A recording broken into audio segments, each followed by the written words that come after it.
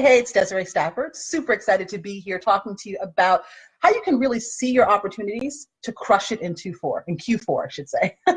So this is for you, whether or not you had, a good year up until this point. So whether or not Q1, 2, and 3 were pretty good for you, or they weren't so great for you, and you want to know what you can do to really knock it out of the park in Q4. All right. There's a couple of things I want to share. Hey, Jean, how are you? A couple of things I want to share. Number one, success really is about your consciousness. Okay. So what you can do in Q4 has, it's all full of possibility, right? So what you've done earlier this year has no bearing on what's possible for you in Q4, right? So it's very important that you know that, because oftentimes what we do is we base, we actually limit ourselves. Let me put it this way. We limit ourselves in terms of what we can accomplish based on what we've already done. And I want you to really understand that your ability to knock it out of the park in Q4 has nothing to do with what you've achieved in this year thus far. All right.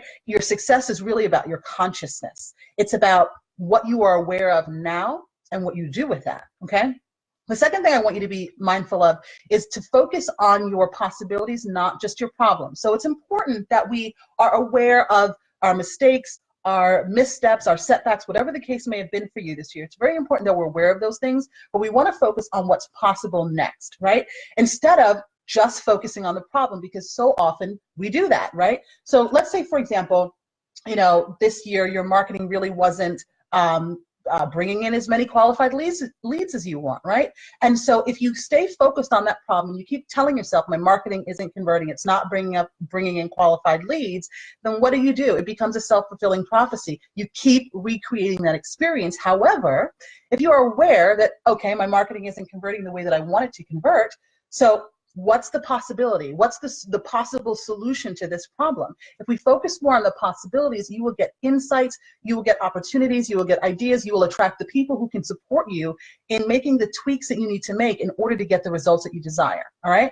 The third thing that I want you to be aware of is, what are some of the resources that you need in order to get to your next level? When you think about this year and what you've accomplished thus far, how happy are you with what you're offering right now? Is it in alignment with who you've grown into, right? After years of experience and working with clients, are you pricing the way that would allow you to feel properly compensated for the transformational value that you offer to your clients? Is your program structured in the way that you want it to be structured so that it helps your clients get amazing results, and it also helps you live a life that you want to live because you don't have to work so many hours in your business, right? These are some of the things you want to be thinking about in Q4. It's a perfect time to make some shifts in what you're offering, right? Also think about your marketing. I used an example earlier about marketing, but think about, what needs to shift in your marketing in order for you to call in the clients that you want to call in consistently. One of the things that most people aren't aware of when their marketing isn't converting is it's not just about your messaging, right? So your messaging supports your positioning. The positioning is, what people think of you in the marketplace, right? And your messaging supports that. And so oftentimes people think, well, if my marketing isn't converting, I just need to focus on my messaging. But there's times when it's not just the messaging that needs to be adjusted. Sometimes it's your own belief system, right? I remember for me personally, one of the reasons that my marketing wasn't converting was because, I was really resisting clients. I would have this mixed bag. I would sometimes get clients that I like, and most of the times I was getting clients that were not the right fit for me. But the reason was because of me, right? And the shifts that I made in my marketing were very powerful, but they were not the only shifts that needed to be made for me, all right? Why I was resisting clients at that time in my business was because when I would attract clients who, how do I want to say this? When I would attract clients who would get results yet still not be happy with the service, it would make me feel bad, right? It would make me feel that there was something wrong with what I was offering to folks, that I wasn't good enough, essentially. And so I was resisting that, and I was also intimidated by the clients I really wanted to work with. So can you imagine being in a situation where you really want to serve people, but the people that you are attracting, they're complaining, they're blaming, those kind of things. So you don't want to deal with that. But then at the same time, the clients that you really want to work with, you feel intimidated by it, and so you're resisting them as well, right? That's where I was. And until I solved that problem, my marketing, no matter how great my copy was, right? No matter how consistent I was with creating webinars and creating content, it still wasn't converting until I resolved that issue. So you really want to think about your marketing. If it is not doing its job right now, you want to look beyond the messaging and see if there's anything else, if there's any way in which you might be resisting bringing on the clients that you desire, all right? The third thing is I want you to think about your sales process. Is your sales process working for you the way that you want it to work for you right now? Is it set up in a way that you are not wasting hours of your time speaking to people who are unqualified, speaking to people who are not going to move forward, speaking to people who maybe want to move forward, but they are not your ideal clients, right? So really think about your sales process. Think about when you're on a call with someone, you know, are you able to really empower your prospects so they can say a full body yes or a hell no, right? And you still feel fine with it either way, that you're not attached to whether a person says yes or no, because you know that you have enough leads coming in and you know that you are able to close enough of the right prospects that you're not attached to the outcome, right? You want to think about all of these things. And if you feel like there's an area that needs improvement, whether it's your offer, whether it's your marketing, whether it's your sales, then think about the resources that you need to put in place right now in order for you to set yourself up for an amazing last quarter of the year. All right, so I hope you guys got some value out of that. And if there are any questions, ask me. Let me go back and welcome people that I may have missed. Hey, Matt. Hey, Denny. Hey, Tasha. How are you? Hey, Sabrina, Emily. Okay, cool. So let me see. Sabrina, you say you're exactly where I was. So tell me more about that. What is going on for you specifically? I might be able to guide you through that. Okay, see. I am on my laptop. I'm on the, I have two laptops. One is an older one, which is the one I'm using because it has all my content on it. But it's not very easy to use these days. And I'm not at my desk, so I don't have my mouse. But anyway, so Sabrina, tell me more about when you say you're exactly where I was, what's going on for you? Because I'd love to be able to guide you through that if I can. All right, so I'm going to go over what I just shared with you guys again in terms of Q4. It's really going to be important for you to look for your opportunities. I'm sharing this video because I remember in my own journey kind of basing or limiting what I thought was possible based on my previous experiences. And I know a lot of people do this. It's so common for us to look at what we've created and think, you know, this is it. I can't do much more than this, right? I actually was speaking to someone a couple of weeks ago. She wants to get to 7 figures, but she's waiting until next year to get there. And I'm like, why not just do it now, right? If you can make 6 figures in a year, you can make 7 figures in a year. It's not that big of a difference, right? Because once you get to a place where you're making 6 figures, you know, you have most of what you need in order to get to the next level. There are typically some small tweaks that you need to make in order for you to create more leverage, in order for you to maybe charge higher fees, things like that. So that you can get to the next level with more ease, but it is not that big of a gap. Most people think it is, but it's not that big of a gap, all right? So, you know, don't limit yourself based on what you've already done. Get really in touch with what it is that you desire, why you desire to have those things, and then figure out the, you know, resources that you need in order to get yourself to the next level. Oftentimes, you know, the resources that we need are other people. You know, you need someone who will encourage you, someone who will challenge you when you're playing small, right? Sometimes those are the kind of resources that you need, because oftentimes it's very easy to play small when you are kind of, you know, looking at what you've accomplished and not really owning it, or not really seeing what's possible beyond what you've already accomplished, right? Sometimes you need someone who can stretch your imagination so that you can actually achieve the big vision or the big goals that you've set out for yourself.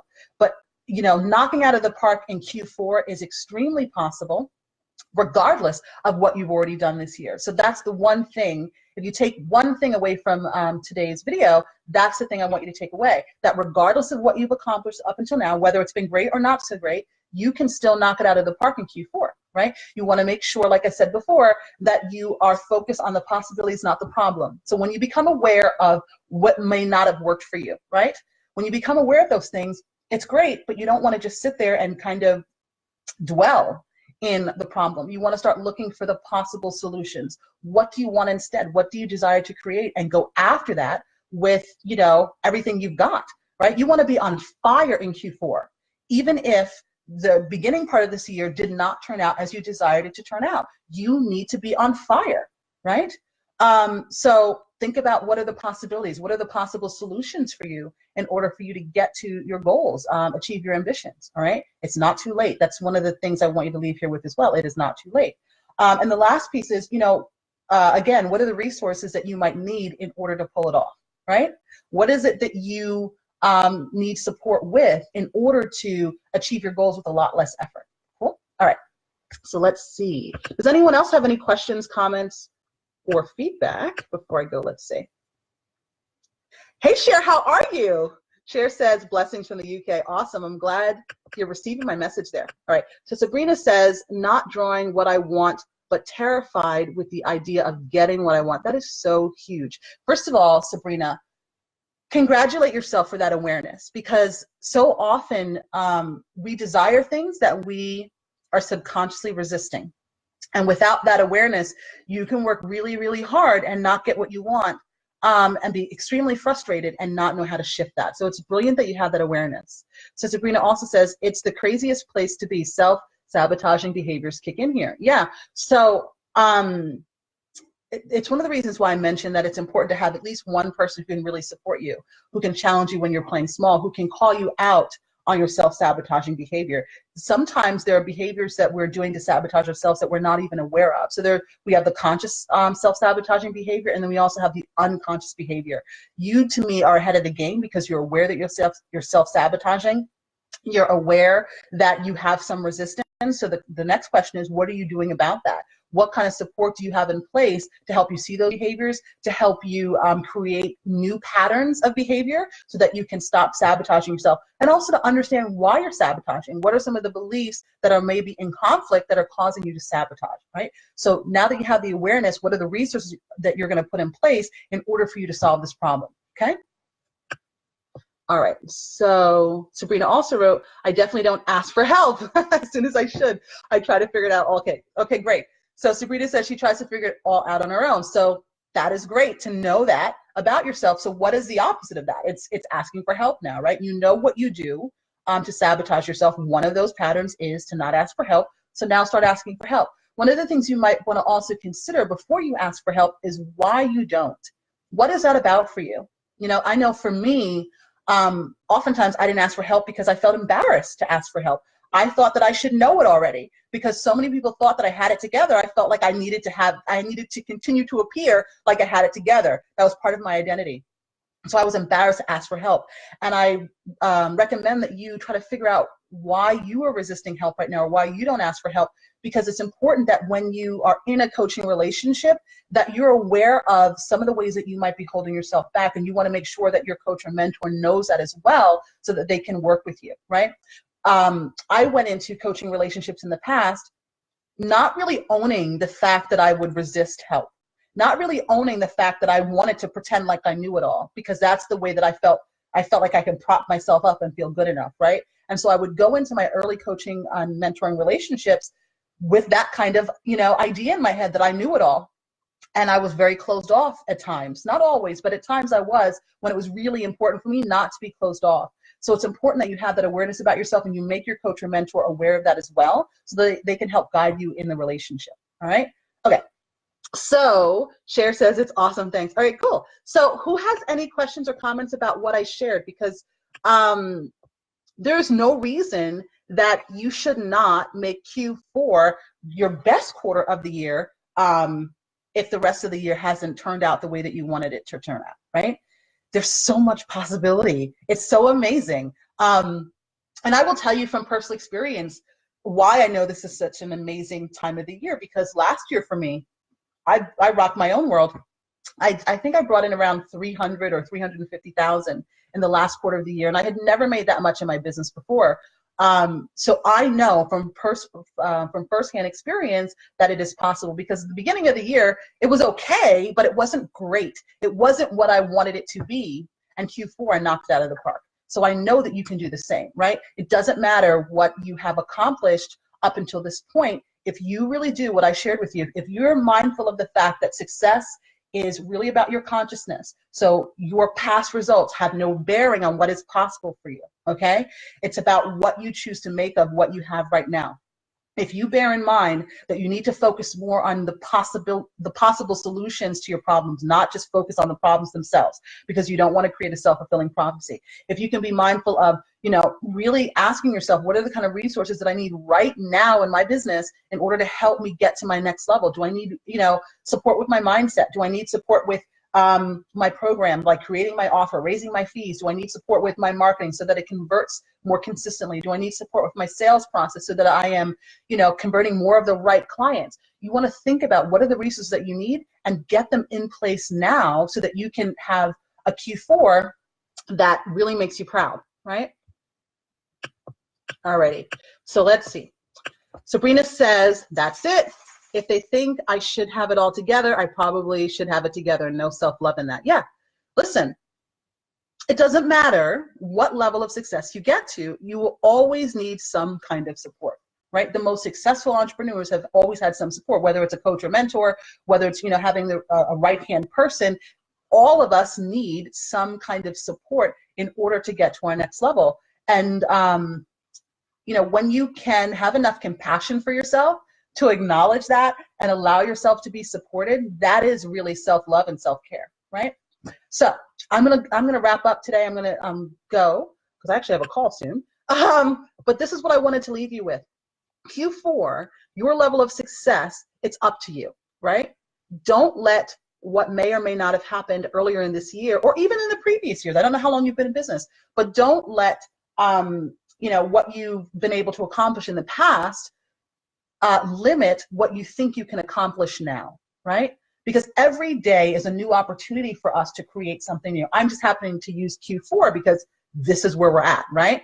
But you always have the opportunity to create anew, right? So it's important that you just be mindful of some of the things I shared today, and you just make a commitment to yourself. You decide that you're going to make Q4. I don't know why I can't talk today. You just decide you're going to make Q4 your best, right? You may make more money. You may make more impact in Q4 than you have made all year. That is very possible. I have clients who see amazing results within 3 weeks of us working together, not even 3 months, right? So I know that it is possible for you to experience huge results, things that you may not have been able to experience before, things that you may not have even believed were possible before, if you choose to allow that, right? So I know that that's possible for you. And then, excuse me, I think that's it. I think I lost my train of thought. so that tells me that I need to wrap it up. I'm going to look at a couple more comments and then I'm going to go. All right, so Sabrina says, last year this time I got serious about creating a journal and publishing it in January. This is absolutely birthing season. Okay, get it done, right? So you made a commitment last year this time, so get it done, right? One of the things that we do is we sabotage ourselves in a way that we'll set a goal, we don't accomplish the goal, and then we use the fact that we didn't accomplish the goal to beat up on ourselves. Please don't do that, right? Be aware that you do that and then just make a different choice, right? Because there are all kinds of things that hold us back. There are all kinds of beliefs, subconscious programming that is happening that we may not be aware of that can hold us back. If you notice that you don't achieve a goal, beating up on yourself is not the way to get yourself to perform. You acknowledge the fact that you didn't do it. You want to obviously figure out what's going on, why are you sabotaging yourself in that way, right? And just move forward, begin anew, right? Have some love and compassion for yourself and just begin anew. So I hope you get that done, Sabrina. Okay, so this laptop is the worst, let me just tell you. All right, so Cher says that she needs to connect with me. Oh, awesome. Okay, cool. So yeah, we should talk. I will put it in here. Usually my OBM puts this stuff. Hey, Daniela, how are you? I'm getting ready to wrap, Daniela, but we should talk, okay? I'm going to put this in here for you, Cher. And for anyone else who wants to connect with me, because this is really important stuff that we're talking about. And, your work is really important. So you guys should all be focused on making this your best quarter, right? Oh, I don't think this is working. Anyway, obviously, I cannot do too many things at one time, if you guys couldn't tell. I struggle to talk and type at the same time. This is why I need support, okay? I can't do certain things. Okay, wait, Sazu is here. Thank you so much. I didn't even see you, Sazu, my bad. So I'm gonna wrap this up. Go back and catch the replay if you missed any of it, because it was some good stuff. And I really want you guys to succeed, because let me just leave you with this last thought here. I want you to succeed because you deserve to succeed, yes. I also want you to succeed because your success is not just important to you, it is also important to your family. It's important to your children. It's important to your clients, right? It's important to the people that you come in contact with every single day of your life. So this is why it's really important for you to succeed. And why not do it now, right? Why not do it now? If you have the opportunity and you have the willingness and you make the commitment to succeed, why not do it now? There's no point in waiting, right? Because tomorrow is not promised to any of us. So I hope that is also something that you guys can leave here with and really feel excited about Q4, all right? And knock it out of the park, and then keep me posted with your progress. I'll talk to you guys soon. Bye.